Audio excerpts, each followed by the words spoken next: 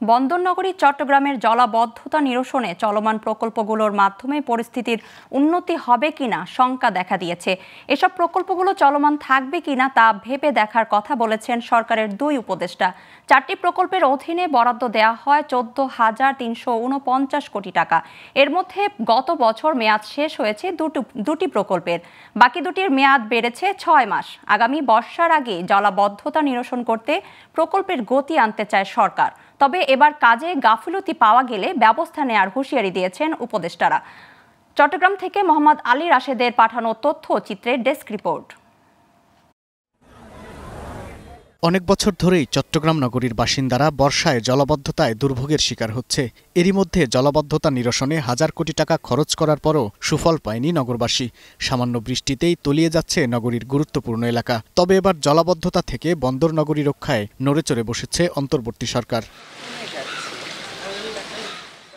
জলাবদ্ধতা নিরসনে বন্দর নগরী ঘিরে নেওয়া প্রকল্প বাস্তবায়নে চট্টগ্রাম সার্কিট হাউসে সম্প্রতি এক বৈঠকে প্রকল্পের বিভিন্ন অনিয়ম তুলে ধরে ক্ষোভ প্রকাশ করেন নাগরিক আন্দোলনের নেতারা। ডিজাইনের মধ্যে ত্রুটি ছিল, আমরা বিরোধিতা করার কারণে এখানে ইঞ্জিনিয়ার সুভাষ বড়ুয়া আর আমি আমাদের দুজনকে চট্টগ্রাম উন্নয়নের শত্রু উপাধি দেওয়া হয়েছিল। কারণ জন্মলগ্ন থেকে ত্রুটি বিচ্ছিন্ন ছিল। খালগুলির ব্যাপারে যেমন প্রথম রিটেনশন পন্ড টোটালি বাদ দেওয়া হয়েছে। আমার চট্টগ্রামের জমির মিন সি লেভেল থেকে 2.5 থেকে 3 মিটার উঁচু হচ্ছে নিচু অঞ্চলের জমিগুলি।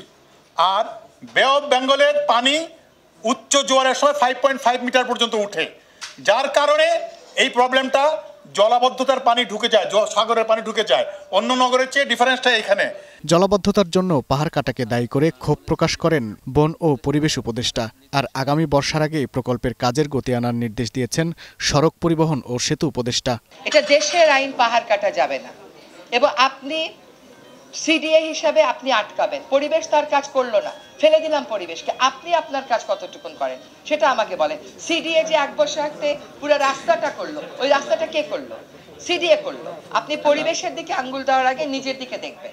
আগামী বর্ষায় আমরা আসবো, বিশেষ করে যখন হয়ে যায়, জলমগ্ন হয়ে যায়, তাহলে নিশ্চয়ই আমরা যাদেরকে এই 4 জনকে যাদের দায়িত্ব দেওয়া আছে, আমরা এগুলো এসে দেখব এবং আমরা যদি ফেল করি তখন আমরা এটার জন্য দায় নেব। শুধু সভা সমাবেশ নয়, শিগগির প্রকল্পের কাজে গতি ফিরিয়ে বন্দর নগরীর জলাবদ্ধতা দূর করতে কার্যকর ব্যবস্থা নেবে কর্তৃপক্ষ, এমনটাই প্রত্যাশা চট্টগ্রামবাসীর।